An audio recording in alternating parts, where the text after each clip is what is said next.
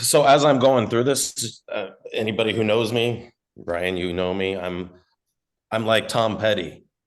I'm free balling. So anything that's what he said. Those were the original lyrics. I you can't change history. Can you?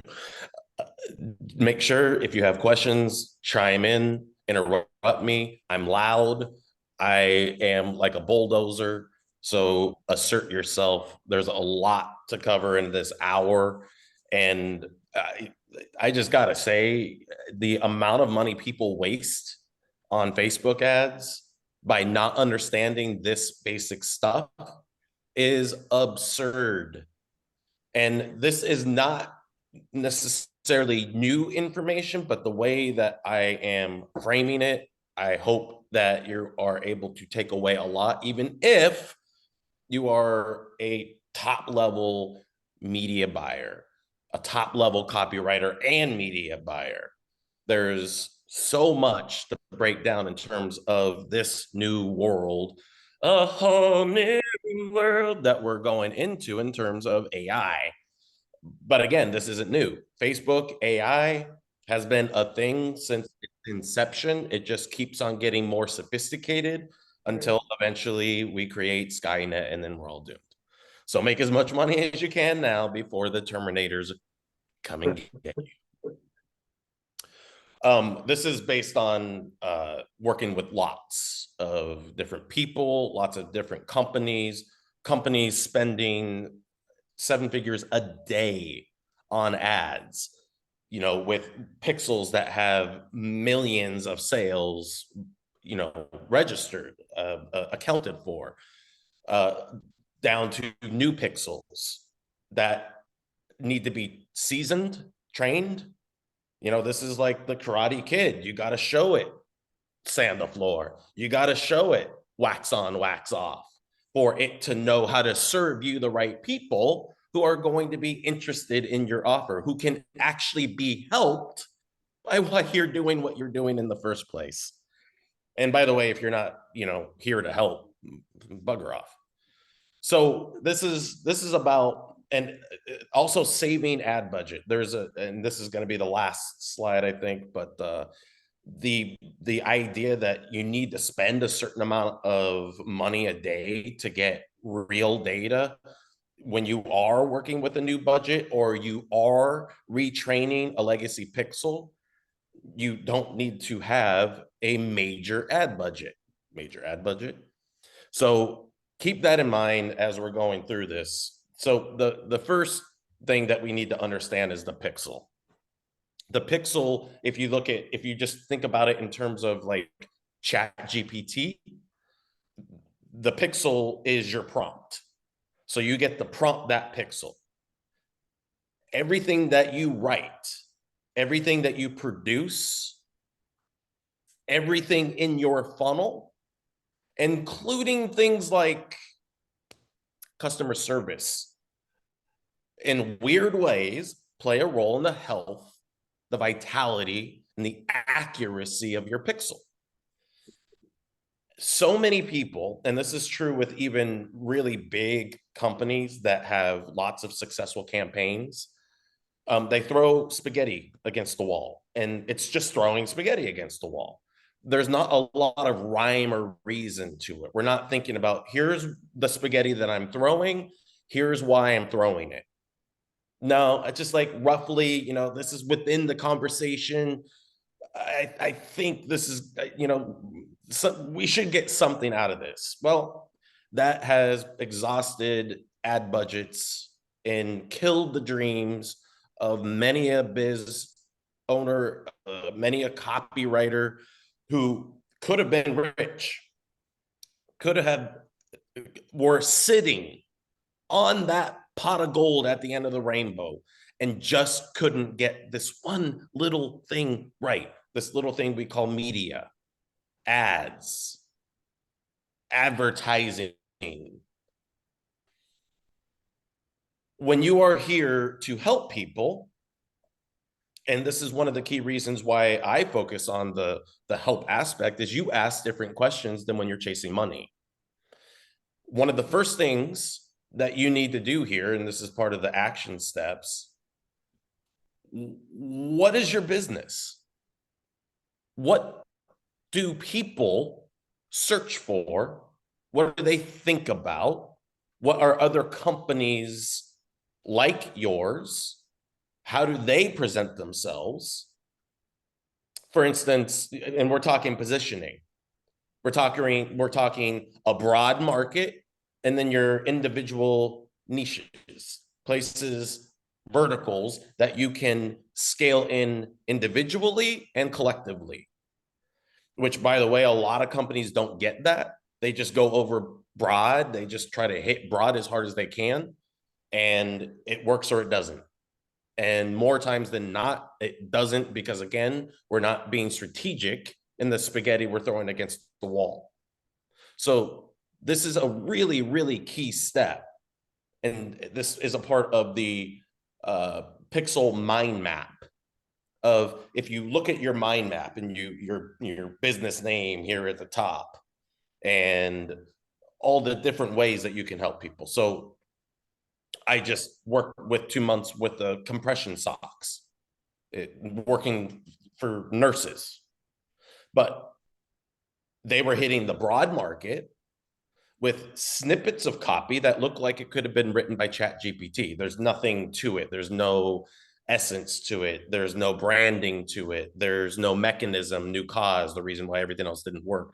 There's no targeting to it, just nurses. Okay, well, what happens when you run out of nurses, since these things work for anybody? So I broke down all the different verticals: geriatric socks, diabetic socks, athletic performance, traveling, pregnancy, male libido. Male libido is dependent on blood circulation. Okay, then what was missing from that campaign? Mechanism. But mechanism needs to really be tied to a deeper reason why. A deeper reason why something works, or new cause, a deeper reason why something else didn't work. So compression socks, they're socks, right? Well, what's this on the outside of our calf muscle? That's the soleus. That's also known as the second heart. It's responsible, the valves and the veins are responsible to shut off, to build the pressure, to push blood back up to the heart, so the heart doesn't have to build that pressure. When we are stressed, when we walk too much in the wrong way, when we sit too long, the valves in the veins get weak and they can't turn on and off, and therefore the pressure can't be built. So I devised that in this gradual compression, it's mimicking a healthy second heart, the pressure of healthy veins in a healthy second heart, so that we can push blood to the first heart. If you want to have a healthy first heart, you need to have a healthy second heart. And then I stacked that in more targeted specificity: obesity, insulin resistance, high A1C numbers, dog whistle language, language that only the people we help the most can hear. So I'm looking at, as I walk into their company that's 3 years old, I wrote the landing page that was the control for their sales, but the way that they were running ads was high awareness, low sophistication. People who knew about these, but didn't really know why they're buying them. Oh, I want gradual compression. Yeah, you do? Why? I don't know. It seems to be the best way. I guess it gradually helps blood circulation, something like that. So that's high awareness, low sophistication. Then there are people who are more aware of their health. Now, when you're just trying to be everything to everybody, you miss out on that specificity, on that targeting. So when I add diabetic, when I add obesity, and when I add 50 plus boomers getting into geriatrics, I now have 3 elements that I'm stacking. So I am not just in the broad market, I am speaking to a very specific person, somebody who's older, who's overweight, and likely has type 2 diabetes. I can't say type 2 diabetes. Well, actually, you can with socks. You can't with supplements. You don't want to ever be a cure in this case. But I have three things that I'm stacking. And so I need to be aware of these things to help train or retrain a pixel. By the way, with that company, their pixel turned out to be so stubborn that I said, let's open a new pixel and let's see if we can't change metrics with that new pixel, since this pixel is so trained in this linear tunnel vision. And immediately in the legacy pixel that they made all their money on, they were getting no higher than a 2% CTR, click-through rate. With the new pixel, they were getting 7 to 8, 9%. So the pixel health of the old pixel was so trained in this one area, but then what happens when you've exhausted that market? Not just ad fatigue, but market fatigue, offer fatigue. You're fucked. But when you look at it from the way that I just unpacked it, they have all of these verticals that they can scale in. This one product, this one offer is not just this broad market. It's all of these things individually and collectively. They can all be controls that can all be scaling in the tens of thousands of daily ad spend dollars. They can all be pulling in 3 times more ROAS every single day. And if I go into the training of the pixel or the retraining of the pixel aware of all of these verticals, aware of all the different conversations that I can have with people within this conversation, then I am aware of how I can train this pixel and throw strategic spaghetti against the wall. Does that make sense? Yep. Anybody have questions on that? No. And right here, it is worth saying, you do not need to be spending tons of money when you're training or retraining a pixel. You can even do it $20, $30, $40 in a day and get valuable information if what you are throwing against the wall, the spaghetti you're throwing against the wall, is very specific and wanting to train the pixel to do this and whatever this is. If this is, hitting a higher caliber investor, hitting this market segment in real estate, hitting this market segment in health or supplements, you have the ability to choose that. That's called making a decision and making it right. But making the right decision, and this is mentioned later, is also about knowing more than everybody else in the room. Why? So that the more you're aware of, the more you can help people, the more that you can tie it to deeper cores that the competition don't even mention. In the compression stocks, nobody's talking about the second hard. And yet on the ad side and the landing page, the LP side, that is what converts. Data says so. Results don't lie, even though their data was incredibly broken. Is incredible. Mark, I got a question. Go ahead. When you decide whether to go for a new pixel instead of retraining the existing one? I would do both. I'm a big fan of both. You are an interesting thing that I did. I took the same copy. I talked about this before. I gave it to 10 different people. So I had the same exact funnel structure, the same exact copy, the same ad copy, and the same assets and the same ad spend. Everybody got radically different results from their different Facebook accounts. And whatever they uniquely did to try to optimize, ultimately, just that fact alone, that in everything being the same, the only thing truly being different is the ad account. You really want to get variables in testing an asset. If you're going to spend so much time, writing the copy, producing the video, developing, designing the pages, you want to get as much data about that as possible. So if you have a pixel and it's seasoned, so, what do they say? 50, 100 cells is that baseline for seasoning that the AI and the pixel have kind of been able to acclimate, and acclimate meaning, let's say, your target audience is tuned to 105.3 and your pixels tuned to 104.7. It's close enough that you're getting sales and a good amount of sales.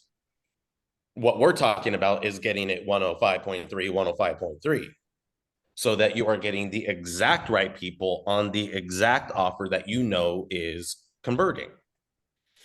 And we'll get into all the different ways that we can test positioning. But this is what I'm talking about. So here's one of my companies, the Tesla Code. I have lots of landers. I test lots of different things. Different copy on the landing page, different ad copy, different ad videos, different VSLs on the lander itself, different openings for all of them. I am testing a lot. I have a lot of variables, which means right here, when we talk about going back, where is it, to a budget, which means I need a bigger budget because I need to give room for everything to breathe. If I'm going to have, and we're going to get into this more later, if I'm going to have lots of different variables to test against, I need to be able to get enough impressions on all of it in order to really get my fingers on the pulse of what's working and to help finely tune AI, the resonance, the frequencies between Facebook and the pixel, so that they're right on target with each other. So here's how I talk about breaking it down. So in Tesla, I have the tracks themselves. So that's the offer. I can go after the generic market, the broad market, which is manifestation. I've done over $400 million in that very space. But what about people like me? People like y'all on this right here, right now. This is an opportunity for you guys to clear your subconscious of all the bullshit that gets in the way of writing that post that is going to influence the marketplace and massively convert. So much about copy. That's why 80% of copy has nothing to do with actually writing the words. It's how you ask the right questions. It's how you allow yourself to back process something. It's not just putting yourselves into the avatar, into the shoes of the person that you're trying to help, but truly understanding the story they're telling about the problems you can help them solve, which is archetypal. So what are the archetypal stories people are telling? When you put out ways to trigger that story, that's how you get people to self-identify, which is the most important thing that we can do in advertising. If you get me to self-identify, trigger my mirror neurons, so I can see myself in your ad, in your avatorial, in your sales tutorial, in your quiz, in your LP, in your VSL, in your webinar registration page, in your webinar itself, in your upsells. I need to be able to self-identify. That's how you're going to convert the most people. In other words, the most impressions to conversions, which is what gets your CPAs down and your ROAS up. And then if you get your upsells 15, 20, 30%, you have larger AOVs, carts, and you're able to truly scale faster. That's why specificity wins. If you're everything to everybody like everybody else, then like everybody else, you're likely to end up on the sea of sameness, that bottom of that sea floor. I could have been so much. I could have been a contender. I swear, I'm telling you, forget about it. But you won't, because you're looking at them. You're like, oh, that's what's working. The moment you start thinking about what's working, you go on to Nothing Held Back and you ask Alan, hey, what's working? Shoot yourself in the foot. Just actually shoot yourself in the foot, because you have just disabled your mindset from asking the right questions, from being the advocate. Look at yourself as an investigative journalist. You are advocating for people in order to know what to put here. So again, going back, manifestation market, broad, entrepreneur, also broad. So what type of entrepreneurs? Because there's lots of different types of entrepreneurship in 2023, close to 2024 and beyond. Anxiety, trauma. I was actually writing about this morning, that trauma is actually encoded in the subconscious, in our cells, in our DNA. What if you can get rid of that wearing your headphones? What if you can let go of trauma, even generational trauma, which, yes, is in your DNA? There's a reason why you think the same things repetitively again and again and again. And like The Departed, I think it was the movie The Departed, you're either a product of your environment or your environment's a product of you, whatever it is, however you said it. Brian, you would probably be able to correct. That's, you did it right. I'm proud. But it's so true that we are mostly the product of our environments, because we're kids when our subconscious is absorbing shit and we can't interpret it, we can't block it, we don't have boundaries, we're just innocent. Innocent, baby. The American Dream, Dusty Rhodes. So knowing that, those are huge markets. All of these are huge markets. Anxiety is still an umbrella of a broad market. So what stories am I going to hit? Here I say the erase the trauma causing your anxiety and stress. That's the broad. I can target, holy shit. We live in a sympathetic stress. We're all running away from the tiger. A text triggers stress hormones. So there's so many ways that I can position erasing trauma that's, causing, that's keeping you stuck in a small way of life, that's taking all of the joy out of life, that stops you from doing whatever it is, and understanding those stories. And as somebody who has deeply embedded trauma, I can attest to the value and power of acknowledging it and dissolving it, healing it. And in this case, doing something I've done since I was 9 years old and listening to the Hertz technology. We function in Hertz frequencies. So why not leverage that? Why not give people the real, so they can, instead of taking pills, which from an ad perspective, if I were to be like, here's Celexa or here's Wellbutrin, what if these headphones can replace your Wellbutrin and all of the side effects that come with it? Feeling emotionally numb. Yeah, you're not freaking out anymore, but do you really feel like yourself? Do you really feel that drive and that passion and that desire that you did? Well, there's a reason why Wellbutrin, there's a reason why Celexa, there's a reason why whatever the anti-anxiety, anti-depression pill is, and that's the symbol that gets people to raise their hands. So by knowing this, I can start thinking about ways to get people to self-identify, knowing the story they're telling about the problem I can help them solve. That one idea of, well, here's, maybe I want to take all of these anti-anxiety pills and put them together and show all the people that are on it, all the money that's being made. I can make Big Pharma the bad guy, and I can make the headphones the hero, the Superman. And I can think about all that with a lot of specificity when I break it down.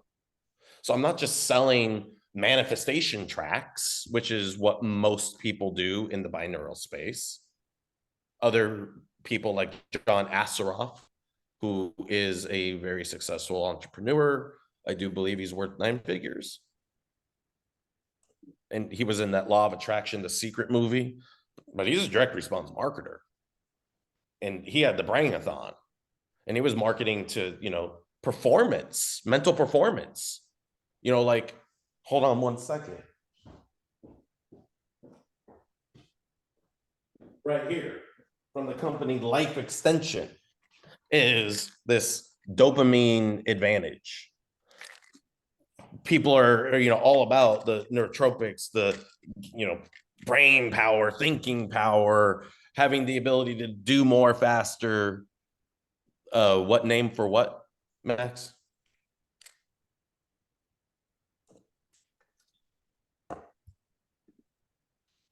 The guru. Oh, John Assaraf. Assaraf. RAF. Yeah. Yes. A cool dude. He did the Brainathon, which is what I'm talking about. It was a 2-day event on Facebook, and it freaking killed it, the amount of money that it brought in. And it was real talking, real people, not direct response. And if you over the next 5 minutes, I'm going to show you the secret for converting on Facebook, no matter what you do, no matter who you've listened to before and why you failed, blah, blah, blah, blah, blah. None of that bullshit. Anyway, so by knowing this, I'm able to have specificity. Does that make sense? Can you see how when you know the archetypal story people are telling about the problem, you can help them solve? And you can start understanding all the different verticals. These are all verticals. But then out of anxiety, I can tap into multiple verticals in and of that self. That's a broad market still. Does that all make sense? Can you see all the opportunity when you take the time to break down all the different ways that you can help people, and then be able to target all those different ways with increased specificity that allows me to raise my hand and be like, yeah, that's fucking me. Does that make sense? Yep. Mark, got a question here. Hmm? So you're talking about different campaigns or different pixels for each target market? So you can do that in both ways. Again, let's say the manifestation is its own pixel, entrepreneur is its own pixel, and the anxiety is its own pixel. So I'm training each of those pixels in very specific ways. Like, I don't want anxiety to have anything to do with manifestation, or I don't want entrepreneurship to have anything to do with manifestation. Then I separate those with different pixels so that I can be hyper focused in how I'm training that pixel. This pixel is for this vertical. This pixel's for this vertical. And yes, on a pixel that you've already trained, you can retrain it to be relevant. If it's trained in manifestation, for instance, it can be trained in anxiety, but it can also take longer and cost you more. And sometimes not. This is why I say test both, because ultimately being aware of this stuff is incredibly important. But like if I were to predict, if you have a pixel that was performing in manifestation, you try it entrepreneur, but it didn't really do much, I would say, yes, absolutely, open a new pixel and train that pixel for this, because the entrepreneur market doesn't necessarily respond to the manifestation language. It's too woo-woo. They need things grounded down, and they need to know, when is this going to work? What is it going to do for me? What's it going to do for my bottom line? They're all about investing in future profits. So that is how that pixel needs to be trained. Does that make sense? Yep. And might be a trivial question, but is it like a new page and a new ad account and a new pixel? I'm going to get into that. Sure. All right. I think it might even be here. All right. I'll wait. Yeah. But yes, congruency in funnel flows is incredibly important and does play a big role in the health and effectiveness, efficacy of your pixel. So right here, we talk about mapping out the verticals, and I do this visually. I use mind maps. I like to visually see what my business is, who I'm helping, and why. Because if I know exactly who I'm helping and why, then I can get way more specific in how I do that and ask better questions so that I can thoroughly differentiate myself from the competition and not even be in their conversation while grabbing more market share. Because if I look at every broad market, manifestation, entrepreneurship, and anxiety, if I look at every broad market and then all the different ways that I can break it down into different verticals under every broad market, I mean, just those 3 umbrellas, I can have 21 performing campaigns. And some of them might have the same LPs, the the ads might be different, but you're sending everybody to the same place, and that can work. And more likely, it is at the very least adjusting your top of fold, for instance, on the LP, so that you always have congruency, 100% congruency between ad and the first thing people see when they land on your page. You're always aiming for that congruency in UX, user experience. You're blueprinting out the actual user experience. So, this is what, if I'm going after anxiety and I'm using Celexa as the symbol to get them to click, and I have, an X'd out picture of all the pharmaceuticals, anti-anxiety meds, and immediately show how this addresses a mechanism that is a deeper core cause of your anxiety, and that all you've been doing is treating the symptoms of anxiety while the underlying reason for your anxiety is continuously worse, then by painting that user experience, by knowing, blueprinting it out, I then know how to make it effective, how to make it the most effective. And the most congruency in your user experience is always going to be more effective than some generic flow you put together, or wanting this ad to be able to go to this page, even if when they land on that page, they're like, WTF? What?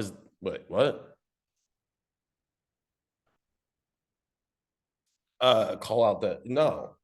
You want to give people an opportunity to raise their hands. You're not like, are you 50 plus and you can't get your dick hard?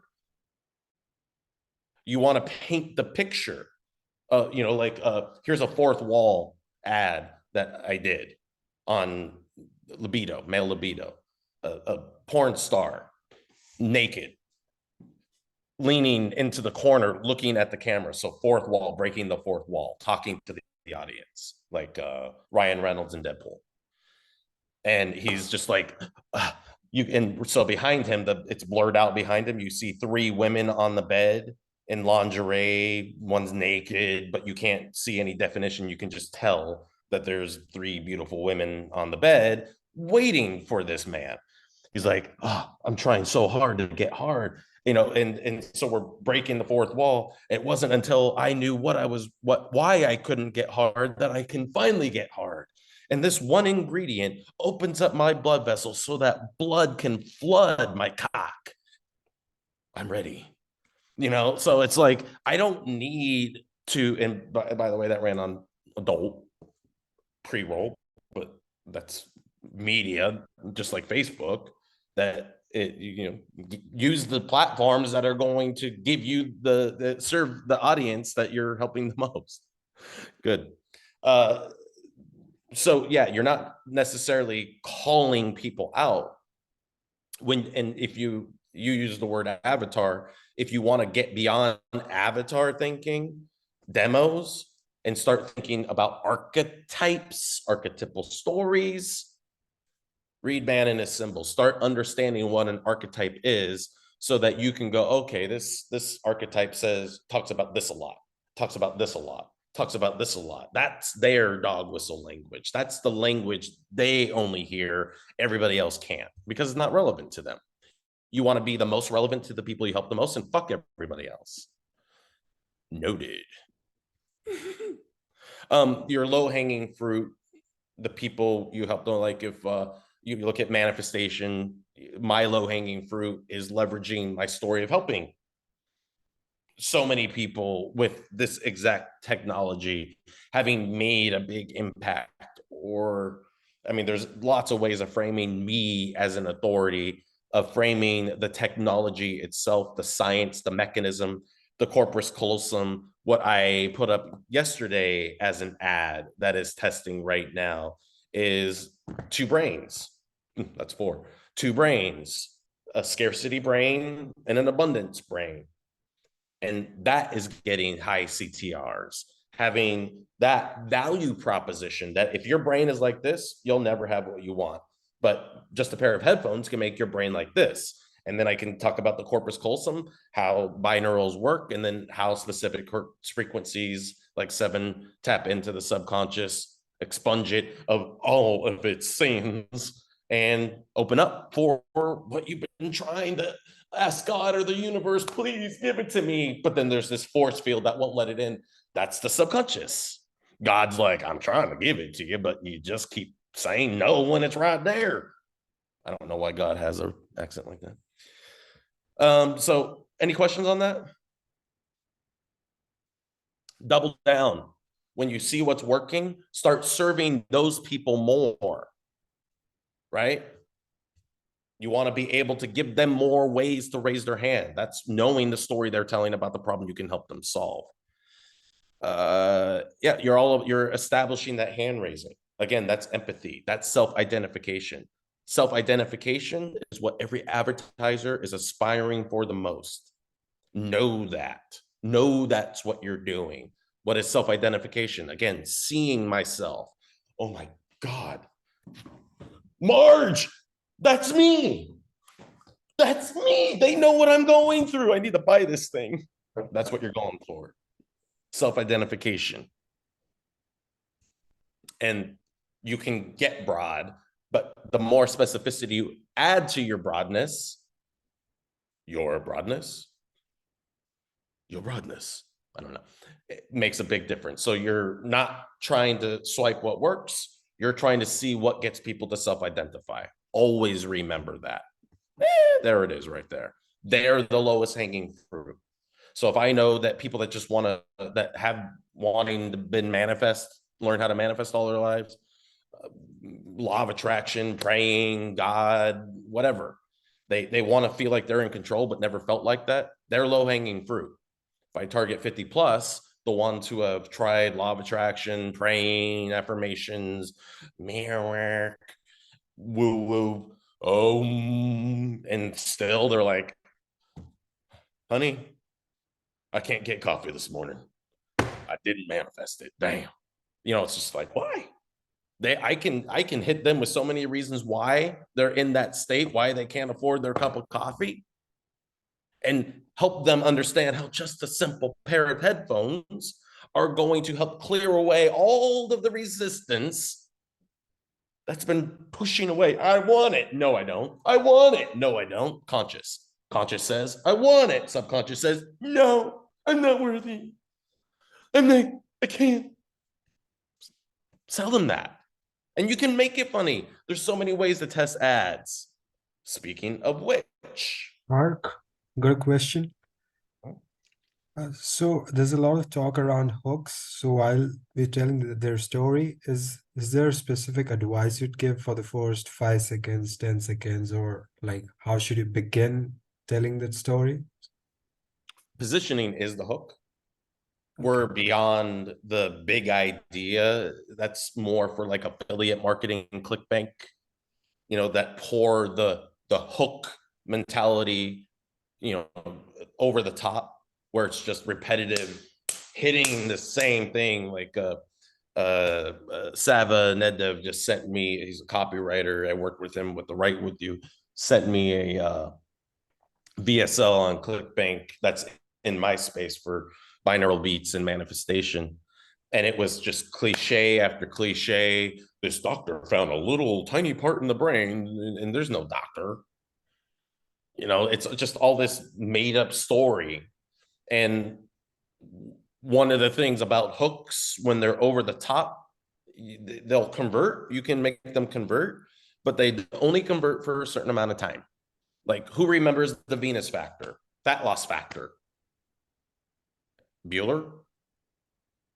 They were some of the most iconic campaigns on ClickBank. Fat loss factor ran for 2 years on top, #1. And yet y'all never heard of it.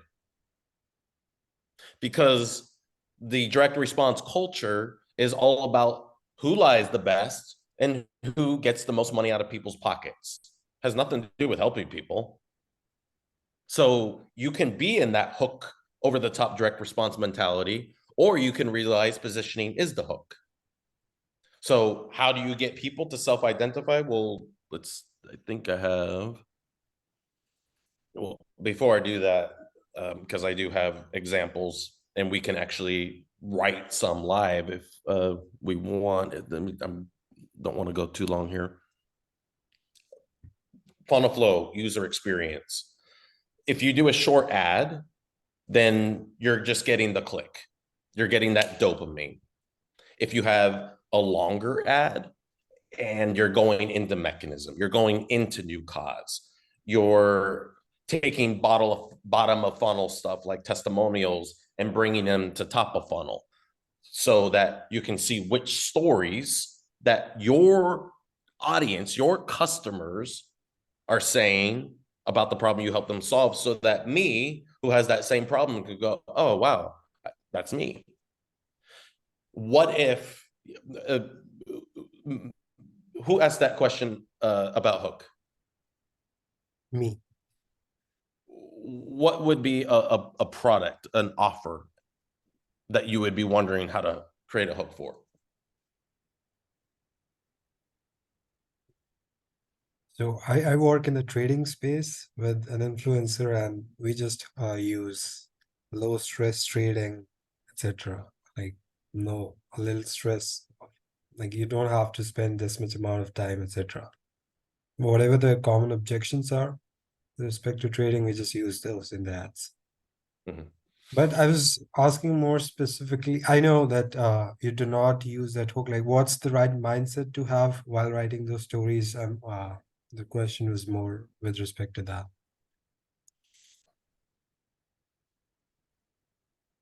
You said, like, I understand we need to tell the stories, but positioning is the hook. That line, I do not understand that in depth. Okay, Of so there's lots of different ways you can ask a what if question.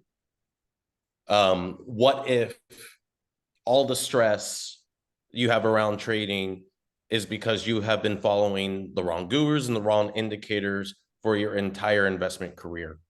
Wouldn't you want to know what the real indicators are that you should be watching?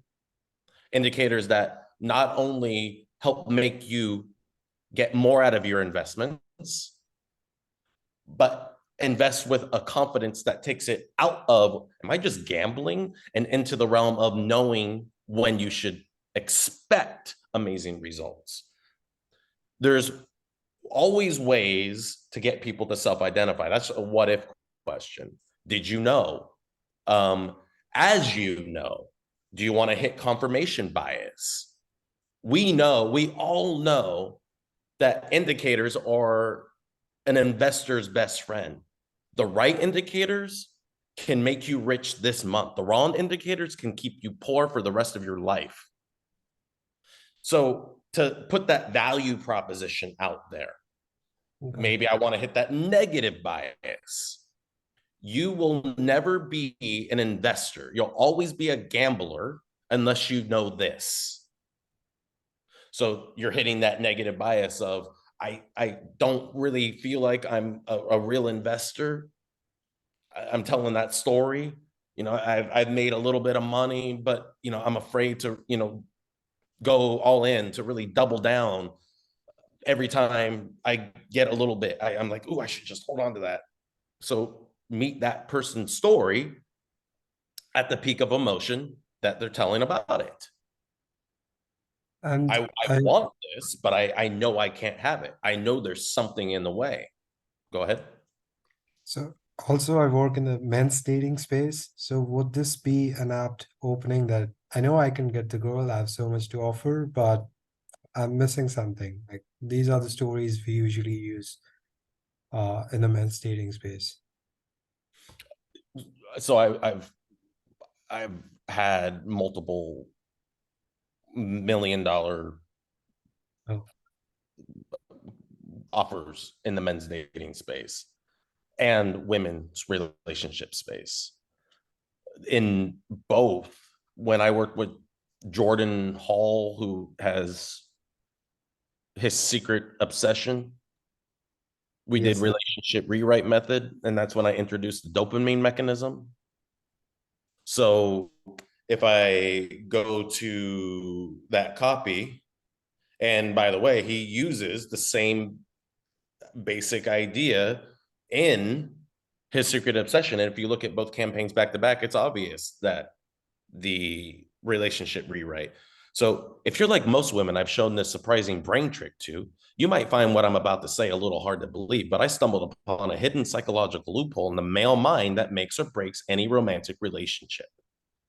So, I mean, that's just that's positioning the mechanism. I can position the new cause. I can position a woman's story that I had the love of my life. And every day I could feel him getting more and more distant. Every day we're just sitting there on the couch and where'd he go? Or the man from the male dating perspective. If you're going after the low hanging fruit, the men that just want to get laid, well, they're looking for very simple reasons to believe. They, like, most men don't even approach, are too scared to open their mouth. But what if I told you the words you actually say when you flirt with a woman make no difference at all? It has nothing to do with the words you say, but the energy underneath those words. That is what she's responding to. That is why she's either attracted to you or treats you like a predator and laughs in your face. Sava, I gave him a combination of dopamine and serotonin for his men's dating product. He's writing for one of the top male dating companies, one of the top dating companies, and the owner of that company is hesitant to try different things in their VSLs. So I said, create your own product. Oh, he did. Okay. You got the dating Bible? Great. How does this work for me? How can I suspend my disbelief? Because most men, having sold pickup artist stuff myself in the zeros, most men just want that easy button. They want a reason to believe that, and it's the cliches, right, Max? It doesn't matter if you're fat and ugly, still live with your mom playing video games in the basement, don't have a car, have a small cock. None of that matters if you know how to trigger this chemical inside of a woman's brain. That's all they're looking for. How many different ways can you dress that up? Now, there is a caveat. Most male dating products are bullshit. It's selling complete and total nonsense, pie in the sky bullshit. So if you're actually selling something of value, a product that works, like my offer that I'm developing, Be Her Addiction, is still based on binaural beat technology. Because the majority of reasons men don't do well with women is they're pretending to be somebody they're not, or they don't know how to value themselves. They don't have the confidence and self-esteem. I'm ugly. I'll admit it. I'm weird looking. But my success with women has been off the charts because I am who I am. And that's appealing to some and to others.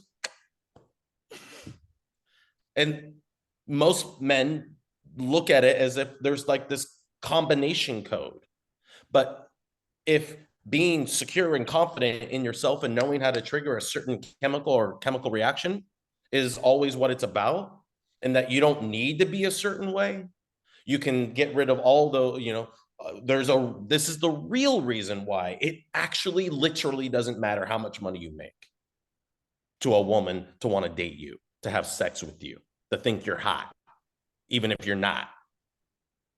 How many weird looking men I've seen in my life that aren't rich, that have hot women attached.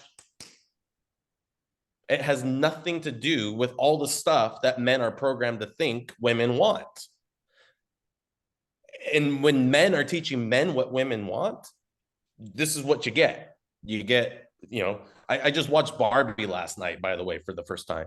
And all those people who are like, oh my God, this is such an amazing social commentary on patriarchy. Bullshit. If y'all think that is important commentary on what is going on right now between men and women, in anything about society, holy shit. That's sad. But the way they depicted patriarchy, men in the patriarchy society, is what a lot of men think. I'm man. I deserve. I get. Look at old white men. They're so privileged. It's disgusting. And that turns women off. And now we live in an era where women, new cause, don't respond to male chauvinistic pickup artist bullshit anymore. They're looking for authentic men who have the guts to be themselves and go against the grain. They're not looking for Ken. They're looking for a man. And being a man in today's society, Max, here's your new cause, is rare. Most masculinity is dead. There's your headline. And women know it. Got it. Got it. Happen to the real. Go ahead. That's a masterclass right there. I've been taking notes too. Yeah. And it's really true that the way women perceive men more and more, especially men that use game, here in the men women want. Oh, there's ways to get especially even dark in this. I used Joaquin Phoenix's The Joker as a symbol that you're cucking yourself. You're cucking yourself from that pussy. And I gave men a reason why. Masculinity is dead. Men don't even know what it means to be a man anymore. They think it's somehow, associated to the car they drive, to the amount of money in their bank account, to the way their hair is, all that bullshit, all that facade bullshit, all that bling bling bullshit. Women are like, I'm proof. I can't even remember the name. So CTRs, there's so many ways to get a click. We're talking about getting pre-qualified clicks. So knowing your user experience, knowing your funnel flow, short ad, longer VSL, short ad with video, shorter VSL, multiple leads to test against. If you're getting, let's say you're throwing a webinar for your service. Let's say I'm throwing a webinar for writing copy. Well, I'm not going to be talking about necessarily just Facebook. I'm going to be talking about why copy works, why copy doesn't, why my past successes worked, how I can do that for you, and breaking all that down. So when I do my ad, I'm hitting the core, the mechanism of what makes my copy work, heuristics. And I'm saying, if your copywriter doesn't know this, you're throwing money down the drain. Or I can position myself as a data expert. If your copywriter doesn't know how to respond to data, it doesn't matter if they give you a 9-figure winner, you're never going to be able to optimize and scale. I can. I know how. Here's the proof, and here's what you need to do. Let's make money together. So I know what that click is supposed to do. All clicks are not equal. Anybody can get the click. It's like Jerry Seinfeld in the show Seinfeld. He had a reservation for a rental car, but they didn't hold a rental car. And he said, anybody can take a reservation. It's the holding of the car. Well, it's the same with click-through rates. Anybody can get a click-through, but to get that click-through to be targeted and really ready to buy what you are selling, that's where the art comes into it. And knowing how to train your pixel, knowing the stories people are telling about the problem you can help them solve so that you can meet them with specificity so they self-identify. So having that congruent UX, wireframe everything. Okay, here's my ad, here's my advertorial, no advertorial, here's my lander, here's top of fold. Here are 5 different tops of fold that I want to test against to find that control. Early adopters versus late adopters. Do you guys know the difference? No? Early adopters, people who bought everything and it didn't work. If they're still looking for a solution, then they need to be hit with heavy new cause, early adopters. Late adopters are like, huh, what's all the hype about this? And so they have market awareness, low sophistication. So if we meet them at the low sophistication, there's a reason why this works mechanism. There's a reason why everything else you've looked at doesn't. New cause, even though they didn't try it, early adopters did.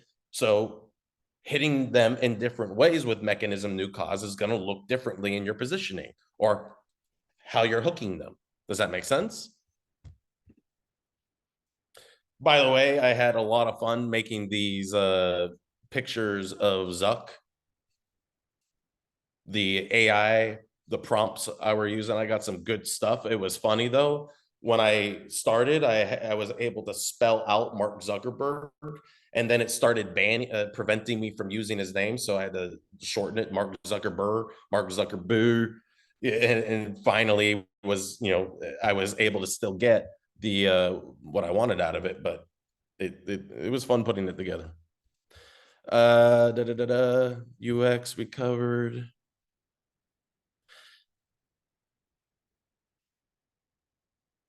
So we talked about all the different ways that we can meet people where they are. We talked about if we have a short ad, we can send them to a longer page. What if we want to test a longer ad with 10 different openings? 10 different ways of getting people to click see more.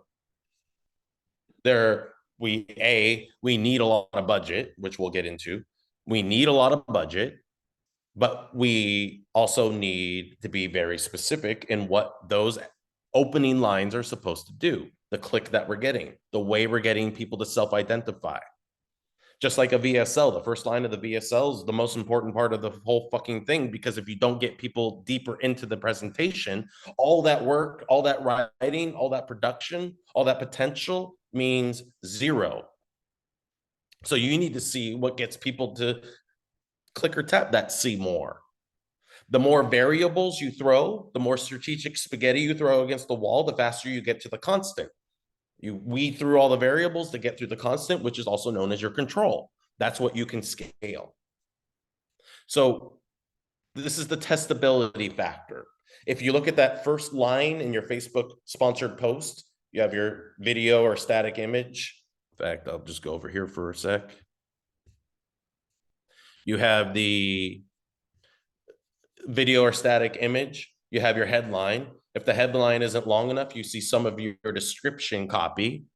This is what people see of the beginning of your ad. So if you know this is what people see at the beginning of your ad, how many different ways can you test that? How many different ways can you say the same thing in different ways so that you can get the most people to self-identify and raise their hands? That is a micro user experience, a micro UX right there. And how you treat that, how you nurture that, the amount of 80% that you put into it, so you know how to get me to raise my hand, that's either going to make you rich. This little section right here either makes you rich or poor. So how many different ways do you want to test the same thing so that you can maximize how people can raise their hands and see themselves in your ad, in your campaign, in your copy, messaging, and offer? It's a big question.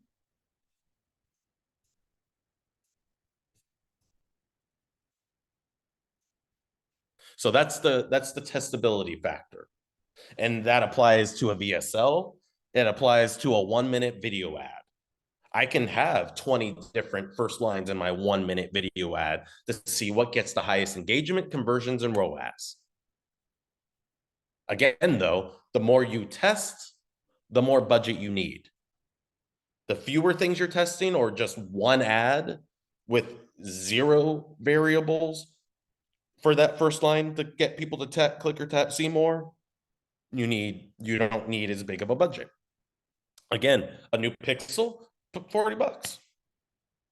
Let it run for 4 days.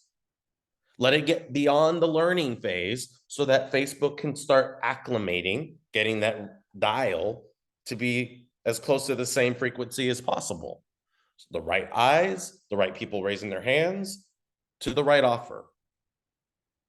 And then you have your UX on your ecom page, on your lander, so you have to wireframe that out. So you know the exact experience that you're sending from ad through the page. What do you need? What don't you need? Use a heat map. Get Crazy Egg. Something to show you how people are interacting. Where are the most people leaving your site? Fix that part of the UX. You're not just looking at it from copy, but the overall user experience. When you have, this many people and that many of them are all clicking off your page at the same part, you need to fix that part of the user experience. This is beyond looking at it from just copy. This is the whole experience, the congruent experience that you're trying to give people. All the different symbols that you can use in that static image, in that video thumbnail on your ad, and then follow up with on that first top of fold frame on your lander. You need all that congruency so that I can see if I have trauma or anxiety, why Zoloft, Wellbutrin, and Celexa aren't my best friends. And no, you're not telling people, you're not their doctor saying, stop taking these. You're saying, let's treat the real core. You can wean off if you want. That's something you talk with your doctor. But the point of it is, how many people can I get to raise their hands to understand the real reason why they're on those things? Because, and I didn't cover this, you're interrupting their scrolls. They're not looking for you. You're looking for them. So if you get me to stop scrolling because I'm taking Zoloft or Wellbutrin or Celexa or some variation thereof, because anxiety and mental health is crippling me in my potential in life, then that first line before it says see more needs to get me into your user experience, into the story that you're allowing me to self-identify with. Whether it's a what if question, whether it's mechanism, whether it's new cause, whether it's confirmation bias, whether it's negative bias. There's so many different ways. Questions on that? So you see right here, if you're writing a video ad, have at least 5 different openings. Now, because I'm going over, I'm just going to talk about budget here a little bit more. If you have one opening, and that's what she said, and you're testing with a new pixel or a legacy pixel that you're trying to retrain, then you need a smaller budget. The moment you start having like 5, well, you go from like a $40 budget to maybe a $200 budget or $150 budget, but you want to keep the pressure cooker on. You want to force Facebook to serve you the right people. That's when it's in the learning phase. And sometimes the learning phase gets triggered by doing simple things like raising your budget a little bit too much. And that's why you see that decline in ROAS and performance, because now you've pushed it back into the learning phase and it's trying to figure out again which people are the best for that offer. So and honestly, learning phase isn't just when it says it's in learning phase. You're always in learning phase. And I'm so sorry, because there's so much to say. I do want to go back here to the pixel, which I did not cover. That when you are beginning to nurture a pixel, like what does it mean to say seasoning? You're putting out information. You're putting it on like my Tesla code page. I'm writing posts. I'm putting them on my page and I'm boosting them. I'm promoting them. I'm not asking for people's money. All I'm asking for is their attention if this is of value to you. If it is of value to you, you're going to like it, heart it, comment, share it. One of my recent ads got over 100 shares off of a $50 budget, $50 a day budget. And then that increase, I can build lookalike audiences off of that. I can do so many different micro tests that allow me to get deeper into the person I help the most. But it has to be based on that value to get them to interrupt their scrolling so that I'm relevant in their eyes. If the reason I get them to stop scrolling ends up being like, then now they have a negative association with my brand and product. And I have to fight harder to get them to suspend their disbelief to become my customer. That's counterproductive. Same with like a lead magnet. People are like, oh, I just need to get them to sign up. I just want their email. Well, if what you give them isn't of extreme value, they will associate that bullshit with your brand. You don't want your brand to be bullshit. You don't want to spend all that time, energy, and money just so people can be like, ugh, another one of those companies. So everything is always going to start with value, and that should be something that you weave through your Facebook marketing careers, no matter what offer you're testing, optimizing, and or scaling. You should always go back the value, keep building your audience, keep telling Facebook, keep telling the AI, training the pixel, we want more of this, we want more of this, we want more of this. See these people that just self-identified, we want more of this. But you're not just throwing spaghetti against the wall.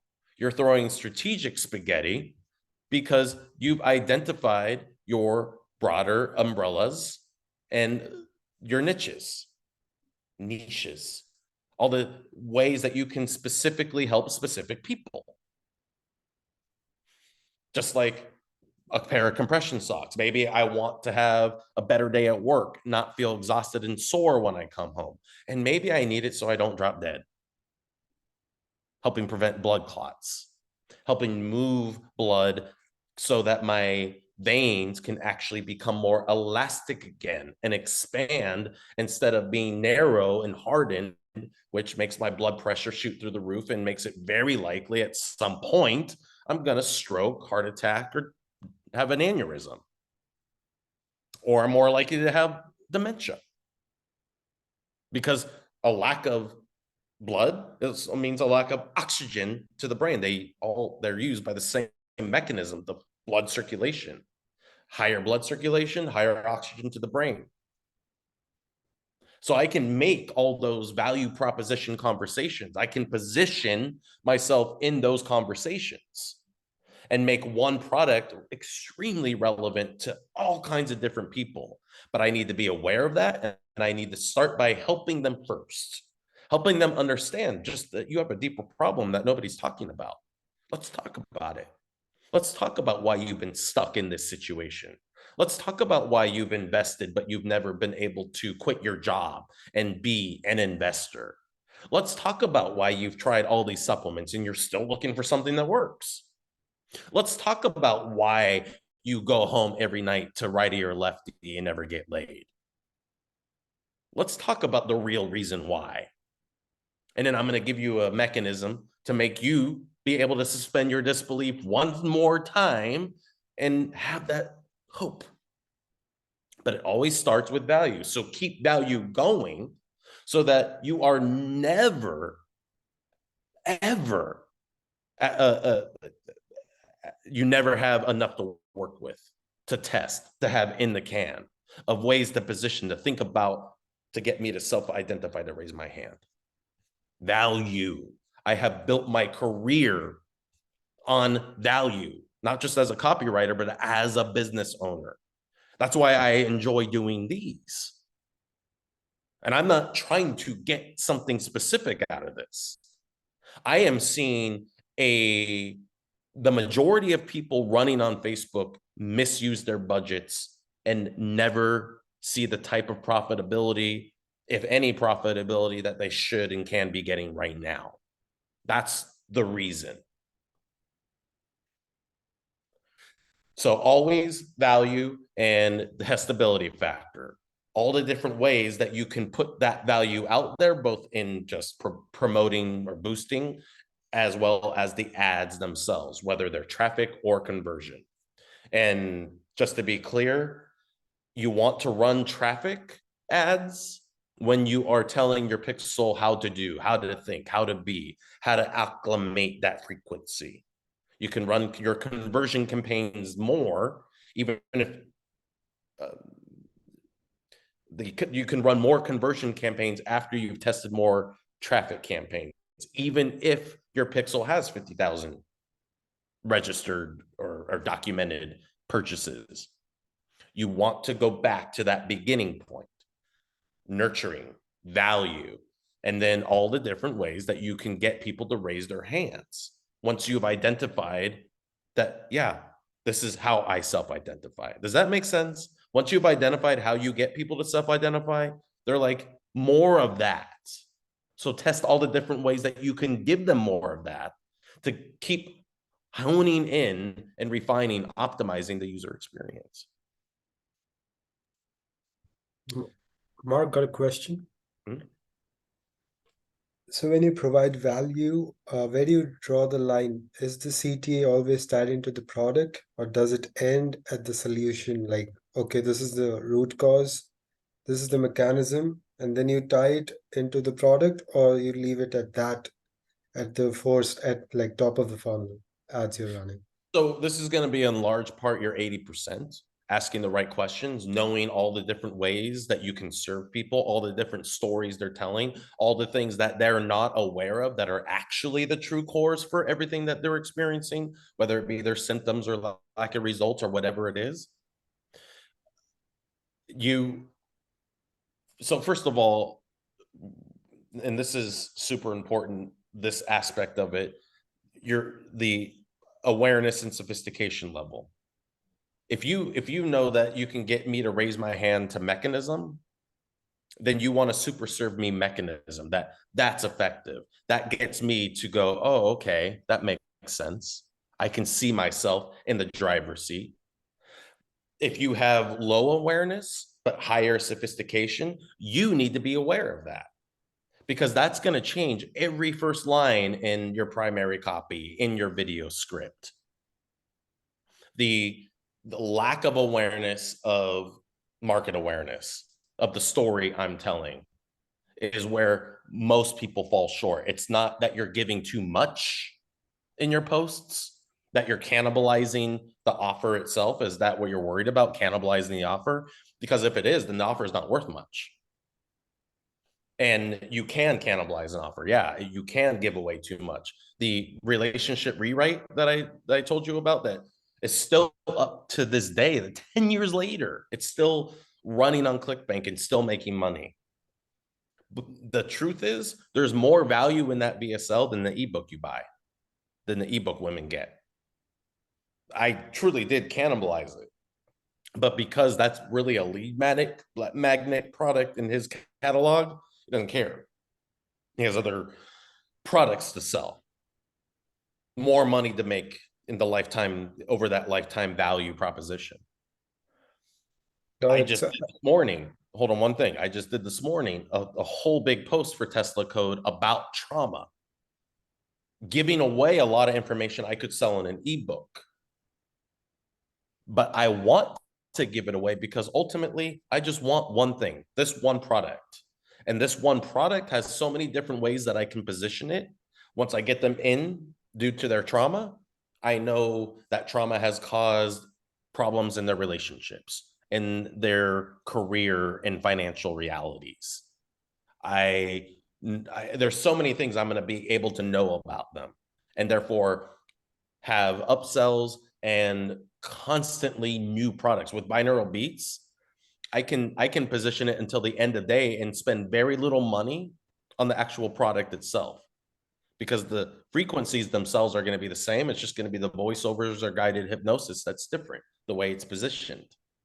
But I'll be able to do that until the end of time. So once I make that initial acquisition, I'm able to basically, like Netflix, have churn. How long I keep people being a customer. So if I can keep them being a customer for longer, I get way more out of that acquisition.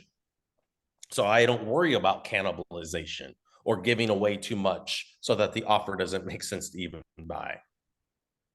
At the end of the day, though, everything should be that dopamine hit to get me to really genuinely need that offer. And Max, it's super important that offers are of incredible value. Because the moment you get people in the door, if you're trying to get churn, if you're trying to get lifetime value out of people, just like if you give them a lead magnet that creates that bad association. You get a product that doesn't work, that bad association's worse. Refunds that do horrible things, refunds do horrible things to your pixel. Got it. Questions on that?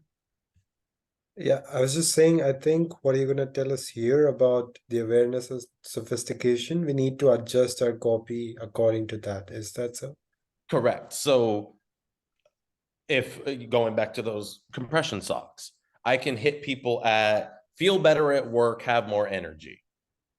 Or I can hit people at if we want to do that targeting, if I want to have that user experience, that congruency, hit that diabetic person who's older, who's overweight, and be super relevant to them.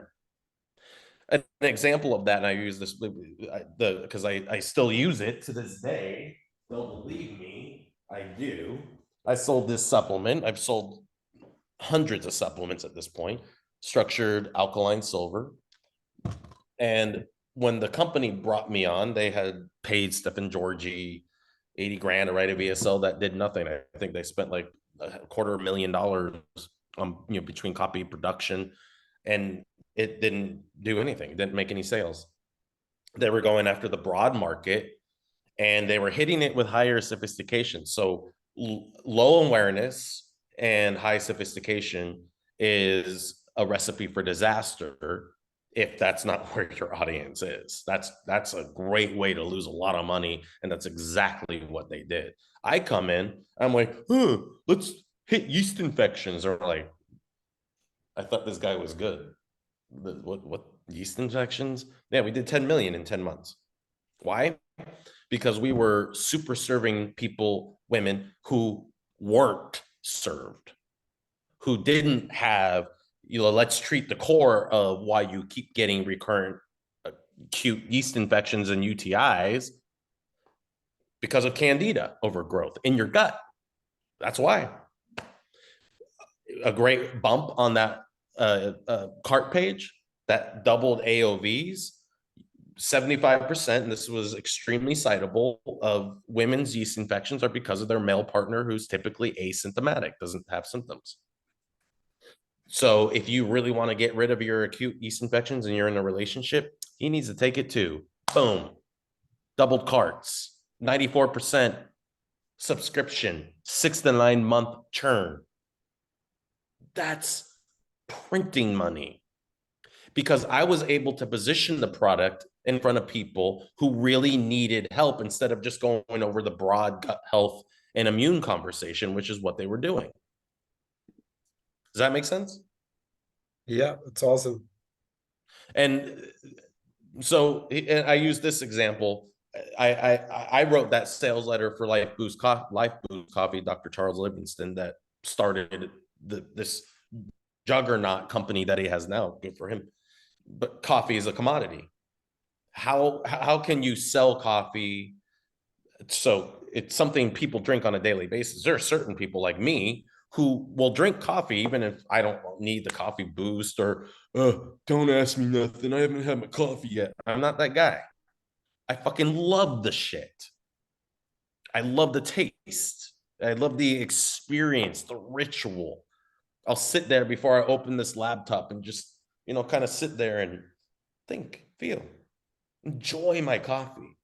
Now, what if so here we have the commodity coffee, but what if we put something incredibly important, nattokinase, what you get from fermented soybeans? It's a very big staple in Japanese diets, should be in ours because it's incredible. The shit makes it possible for blood vessels to expand, so veins can get their elasticity back. It's veins, when they lose their elasticity, blood has a much narrower space to go through. That's how blood pressure goes up. That's why a lot of people die. So by adding nattokinase, let's say it's tasteless, flavorless. So you're drinking coffee every day. I already know that about you. That's the high awareness. Now let's increase your health. Let's increase your blood circulation, your heart health, and perhaps longevity with this one simple ingredient that you won't be able to taste. Oh, and our coffee is grown in the high mountains of Nicaragua.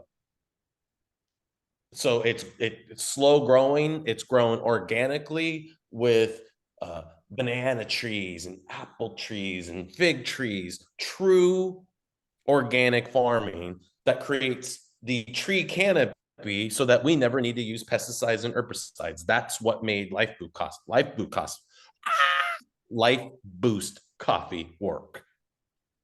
I've sold lots of different products, coffee products that we made into supplements, because we're taking a high awareness product, commodity product, and we're increasing its value proposition for something you're going to drink anyways.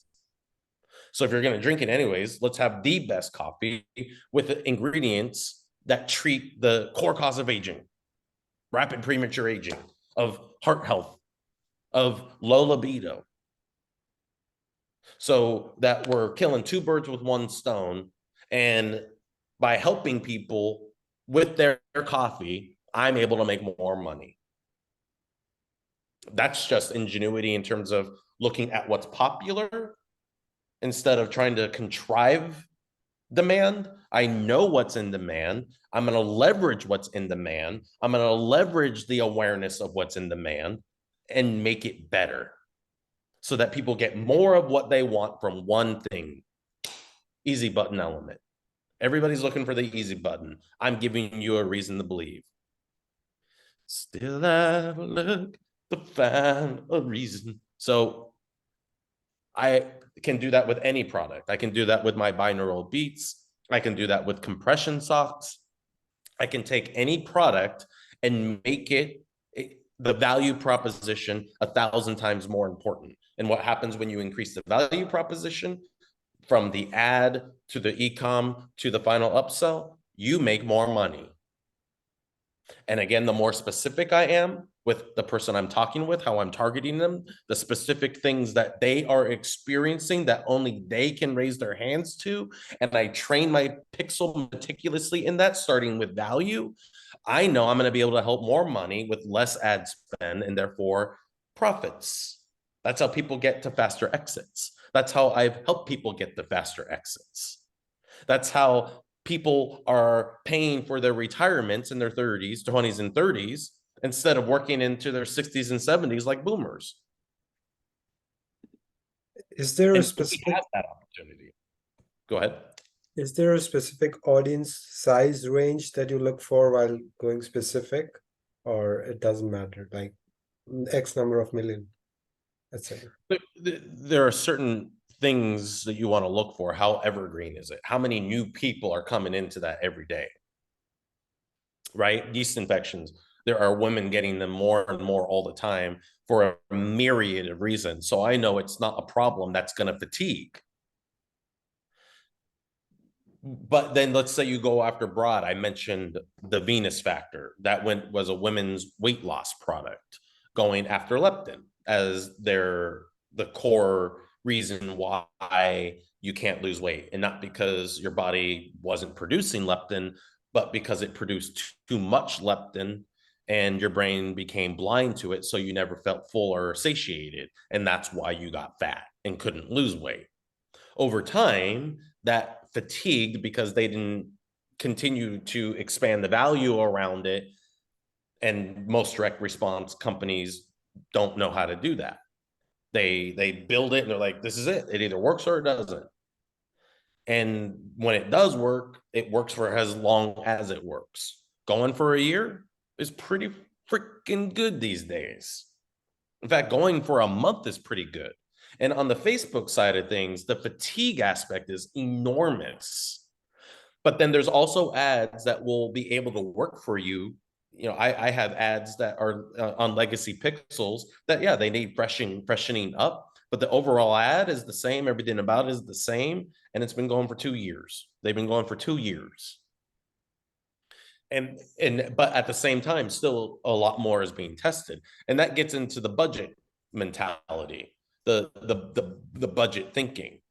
You know, how much of if you have X amount of ad dollars every day or every month, how much of it is going towards your control campaign? How much of it is going towards ads that beat your control campaign?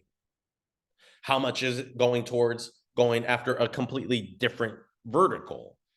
so that you have multiple controls inside of the same pixel. You have to break down where you're putting your ad dollars so that you can throw that strategic spaghetti strategically and not test things with a small budget that you never actually get to see what would have worked. Which, once again, how I started this thing is why a lot of people never see profitability, because they try to test too much with too little, or vice versa, only test one thing at a time, which takes forever to get to that constant because they're not throwing enough variables at it. So you have to find that sweet spot, and you have to be extremely deliberate with where those ad dollars are being spent in your pixel mind mapping, which is why I put this all down, because as I said to Brian when we got started, I freeball, because this is such a dynamic conversation. Everything affects everything. But if you don't have clarity, awareness and clarity and specificity around what your broad markets are, how you're hitting individual verticals, where you're spending your ad dollars, how much goes where, both to the sustainability and the growth. Does that make sense? Yes. And once again, it's not a matter of having huge budgets. Yes, over in a relatively small amount of time, you want to have a good amount of money, like $10,000, $20,000 to spend every single day on your ads. Now, you're doing that when you're getting certain ROAS back. And you've established that. You've established that you have given enough value, you've seasoned your pixel, you've allowed the frequency of the creative that you're putting in as your AI prompts, and then into your pixel, and then Facebook's AI acclimates the frequency. You have all of your different user experience wireframed and mapped out. So not just your pixel mind map, but the actual, if you're looking at a vertical, the congruent UX for that vertical, right? All these different ways that you can test, and all the different ways that you need to look at your ad budget mentality, your mindset, what you actually need to execute this, to do it right.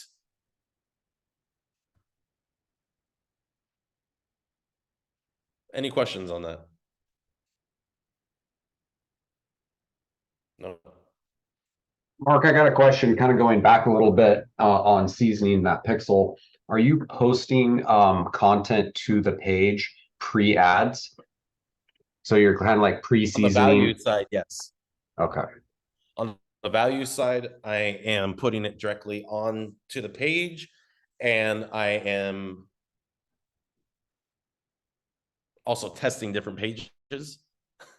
I get way more nuanced, different ways of framing a conversation, more woo-woo, more manifestation versus more, I want to get more performance out of the same 2 hours so I can make more.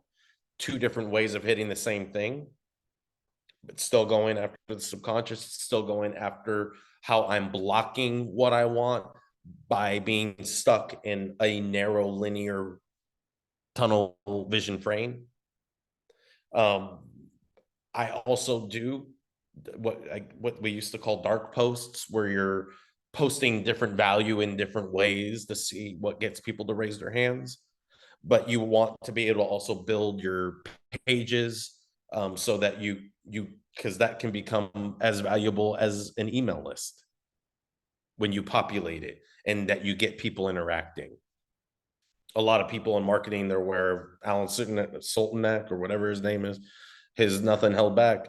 That is value, because when he puts an offer out, he gets a lot of instant buyers with it. And then that becomes, if you're looking at it from how you're always investing in your company, you get to take that money and invest it into your ads so that you can exponentially grow your profitability. And that's what we're ultimately always trying to do, expand exponentially our profitability so that we put less time in and get more out, less time in, more out. But we do that by again, being extremely specific with our mind mapping, our pixel mind mapping, how we're giving value, how we're entering the conversation, positioning 101, how we're getting people to raise their hands and self-identify, different symbols, what if questions, confirmation bias, negative bias, dopamine, all the different ways that we can test that before that, see more to get an idea of what gets the most people to self-identify. Again, incorporating ad budget mentality into that, knowing that if I test too much with too little of a budget, I just wasted my time. If I test one thing at a time, even if it works, what next? Because I haven't prepared. You always want to have lots in the can or lots on deck to test against. The more variables, the faster you get to your constant. That's so important. Ad budget, damned, be damned. On the ad budget side, have you found a good ratio between your kind of your solid ads versus your split testing for your constant? Meaning like 80-20, 90-10. Have you found a good ratio that works well to constantly be testing against your control?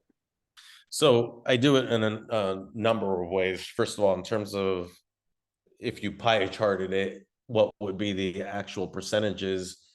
At first, 100% of your budget is going towards establishing what gets the most people to raise their hands. So when you're looking at, let's say you have 5 different posts that you want to put out there for likes, comment, shares, you can start each one of those out at, let's say, $40 and get a lot of good data. Again, wanting to let them run for 3-4 days so that you well exceed the known learning period, the where it actually says learning phase, because you are still learning always outside of that phase. All that means is we think we've kind of got an idea of the people that you serve the most. Let's see if we're right. That's when you put more ad budget in. So when you get the yeses, that this is something I'm interested in, your seasoning and your nurturing, then you start making ads for that. And I would make like 1 or 2 ads, maybe 3 ads, each ad having 5 to 10 different variations for the user experience, for the see more. Same with video and same with top of real estate on your lander, to at least get congruency between those. Because if you achieve that, you're guaranteed to have some sales and then be able to optimize the user experience more. So once you've done that, then yeah, you're probably looking at continuing the 80-20 rule of 80% of your budget going towards where you've gotten those people to raise their hands, and different ways of getting people to raise their hands inside of that same conversation, while in that other 20% looking for different ways to get people to raise their hands, because you're always going to find ways of getting people to raise their hands that are more effective than what you're scaling right now. That's going to be a truth that never stops being true, which is why you always want to have budget allotted to find those things. But you want to be able to have your profitability, the residuals coming in, being what fuels that. Make sense? Absolutely. Thanks, Matt. Any other combination of VSL, TSL? Now, when we say VSL, oftentimes we're thinking long form, like 20, 30, 45 minutes, an hour even.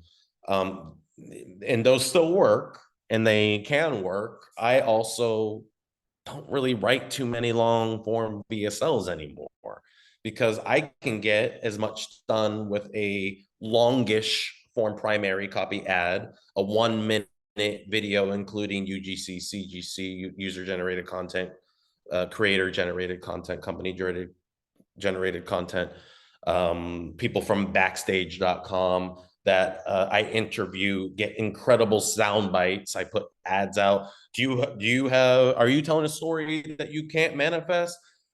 Please come to this Zoom conversation. I'm going to interview you so you can tell your story and other people can see themselves in that story.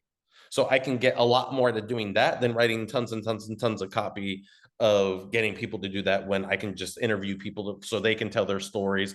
I give them the product, I have them test it, get them to say good things about it that are as true as is real.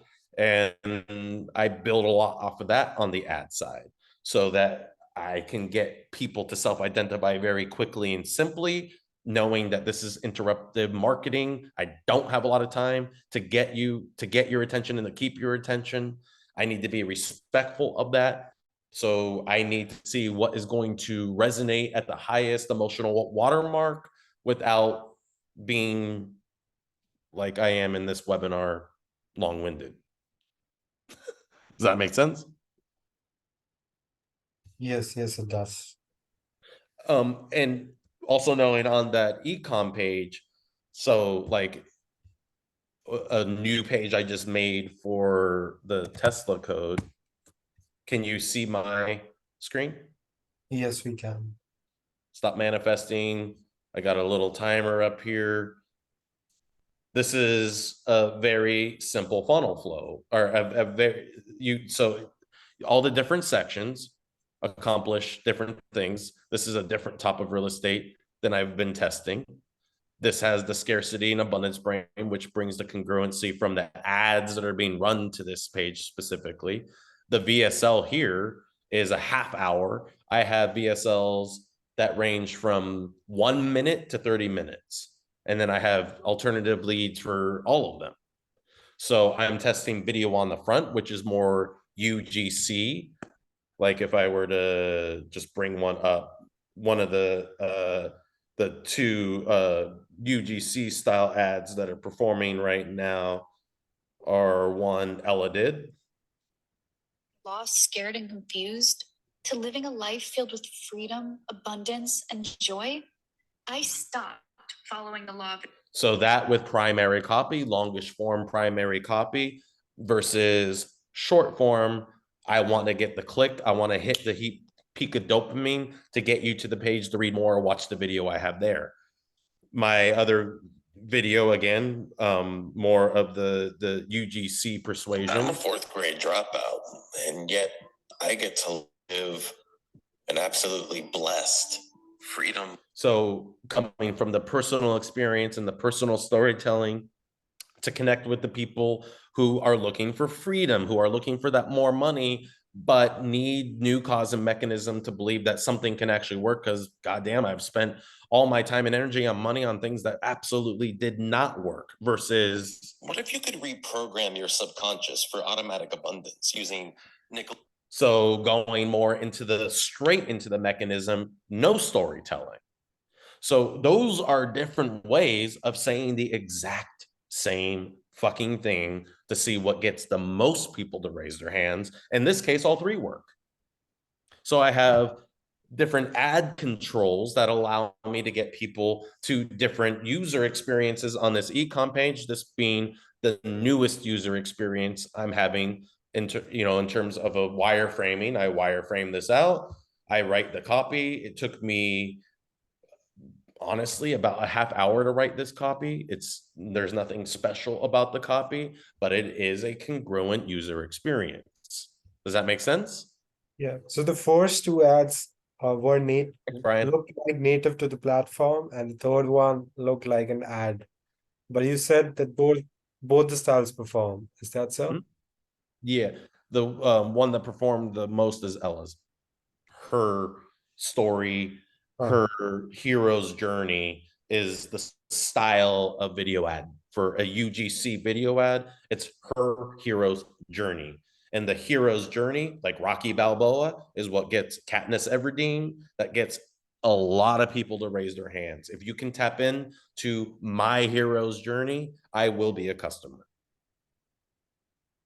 Make sense? Got it. Yep. All right, guys, anybody have any other questions? I could keep going for another 2 hours. I didn't even hit a lot of what's in that document, but it's in that document for a reason. And on the new group, direct response copywriting, feel free to keep the conversation going there.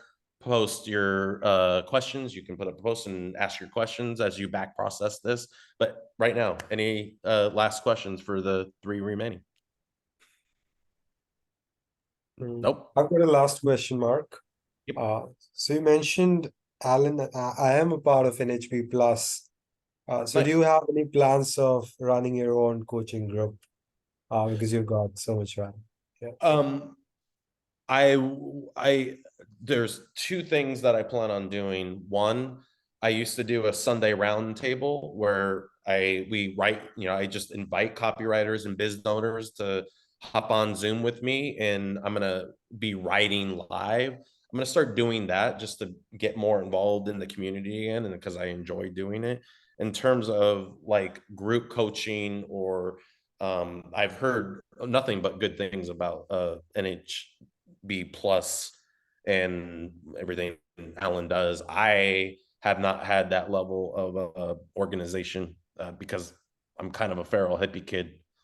I appreciate what he's done and definitely want to do more. So anything that you want to see that you find valuable and Nothing Held Back Plus, or that you would think would be a lot of fun for you and other copywriters, biz owners, shoot me messages. Like, it's easy to set stuff up. And if I spent a week running ads for this, stuff like this, because I'm such a off the whim, hey, this would be fun to do.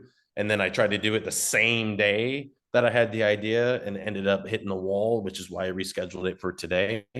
There's so many things we can pump out. There's so many rabbit holes, even within this conversation, that are extremely relevant, that need their own spotlight. And then also just being able to share screen, share space, and write together and actually unpack what this looks like. Instead of asking a question about men's dating, let's unpack that in terms of copy. And that's what I was kind of hoping for the Sunday roundtable group and for potential group coaching moving forward. So definitely into it.